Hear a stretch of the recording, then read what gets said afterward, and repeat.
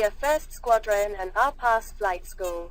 A Transport Canada listed RPAS ground and flight school.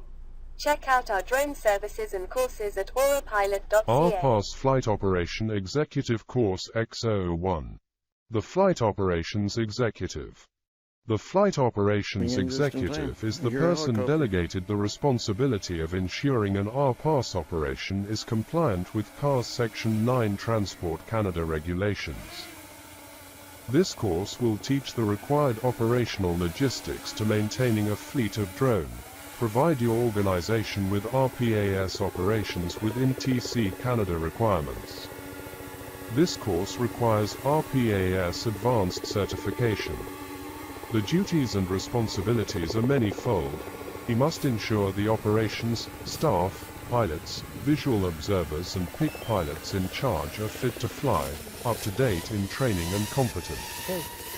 The Fox Flight Ops Executive is responsible to ensure flights operations are conducted safely and develop procedures, manuals, checklists and emergency plans in case of operational failures. In this course you will be tested on the regulations, managing pilots, staff and crews including maintenance and dealing with regulators' expectations like the SFOC Special Operations Certificate. Executive. Having the power to put plans, actions, or laws into effect. An RPAS program requires a delegated person to execute the duties and responsibilities outlined in CARS Section 9. RPAS Registration Status Reporting. The responsibility of recording a certain operational changes in status of a RPAS aircraft is outlined in 901.07. 1. Every registered owner of a remotely piloted aircraft shall, within 7 days after becoming aware that any of the following events has occurred, notify the minister in writing that a. The aircraft is destroyed. b. The aircraft is permanently withdrawn from use. c. The aircraft is missing and the search for the aircraft is terminated. d. The aircraft has been missing for 60 days or more, or e. The registered owner has transferred legal custody and control of the aircraft. 2. When an event referred to in subsection 1 has occurred, the certificate of registration in respect of the remotely piloted aircraft is cancelled. 3. The certificate of registration of a remotely piloted aircraft is cancelled when a. A registered owner of the aircraft dies. b.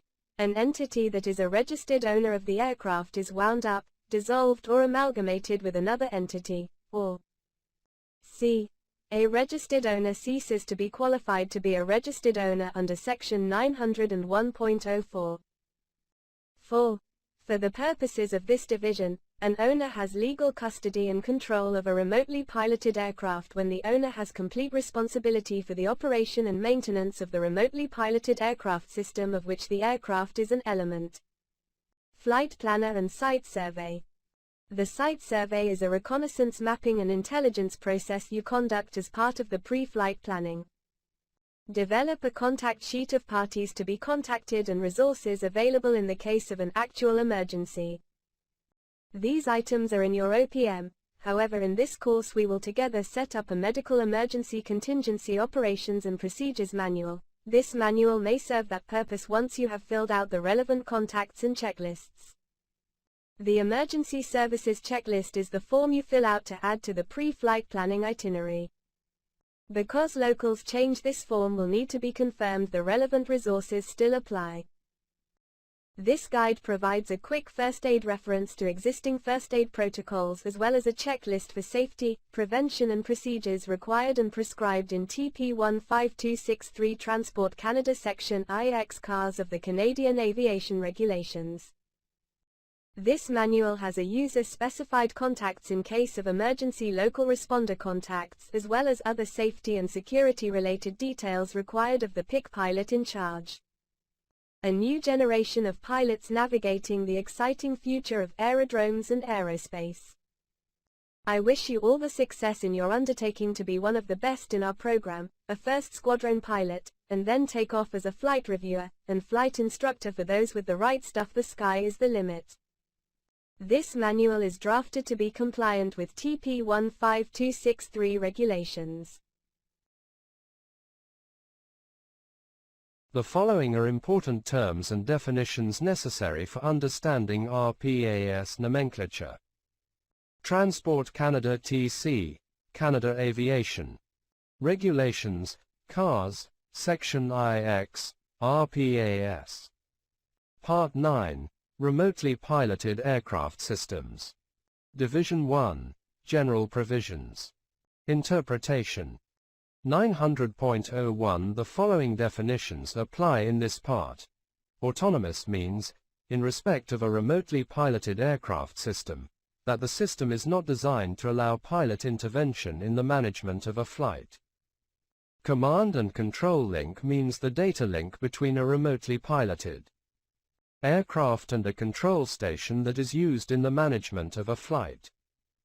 Control station means the facilities or equipment that are remote from a remotely piloted aircraft and from which the aircraft is controlled and monitored. Detect and avoid functions means the capability to see, sense or detect conflicting air traffic or other hazards and take the appropriate action.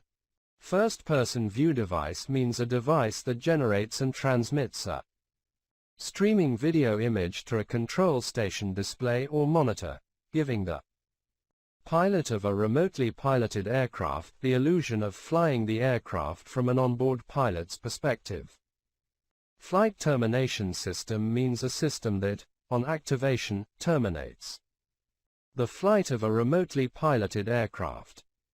Fly away means, in respect of a remotely piloted aircraft, an interruption or loss of the command and control link such that the pilot is no longer able to control the aircraft and the aircraft no longer follows its pre-programmed procedures or operates in a predictable or planned manner.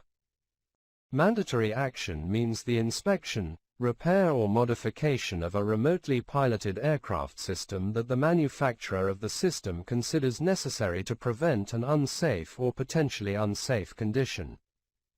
Payload means a system, an object or a collection of objects that is on board or is otherwise connected to a remotely piloted aircraft, but that is not required for flight. Visual line of sight or VLOS means unaided visual contact at all times with a remotely piloted aircraft that is sufficient to be able to maintain control of the aircraft, know its location, and be able to scan the airspace in which it is operating in order to perform the detect and avoid functions in respect of other aircraft or objects. Visual observer means a trained crew member who assists the pilot in ensuring the safe conduct of a flight under visual line of sight.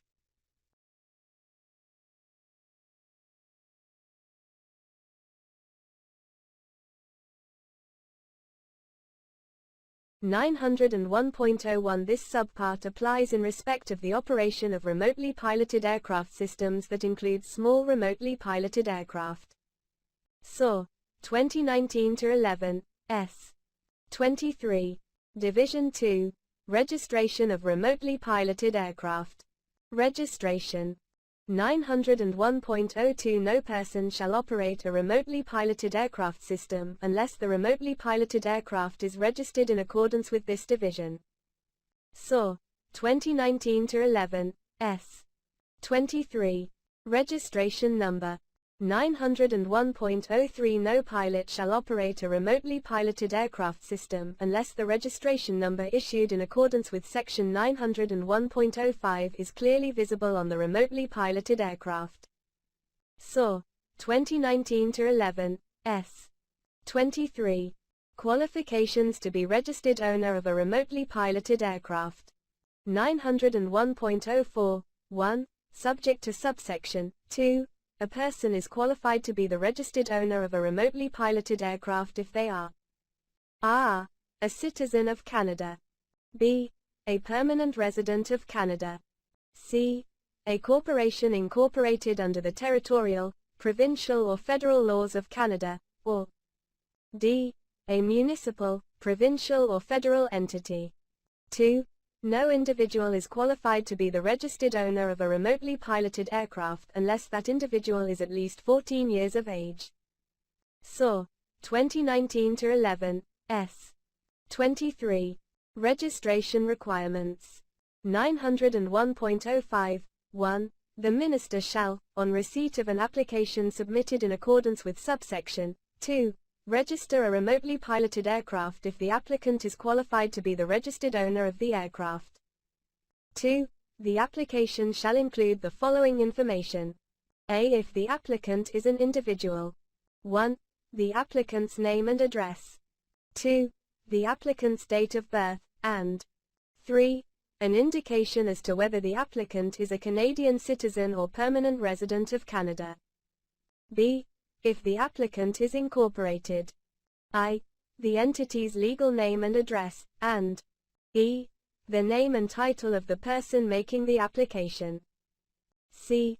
If the applicant is Her Majesty in right of Canada or a province. I. The name of the government body, and E. The name and title of the person making the application. D. An indication as to whether the aircraft was purchased or built by the applicant. E. The date of purchase of the aircraft by the applicant, if applicable. F. The manufacturer and model of the aircraft, if applicable. G. The serial number of the aircraft, if applicable.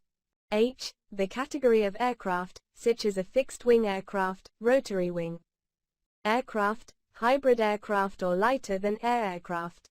I. The maximum takeoff weight of the aircraft, and J.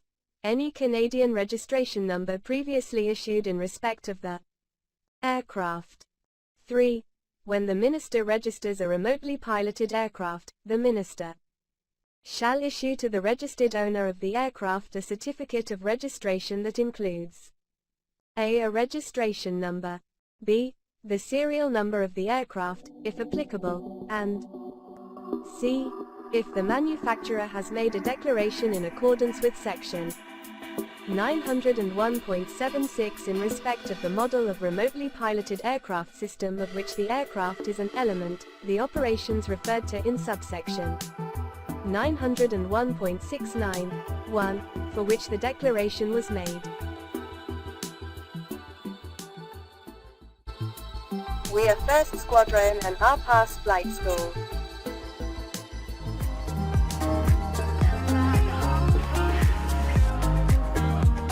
Check out our drone services and courses at oralpilot.ca.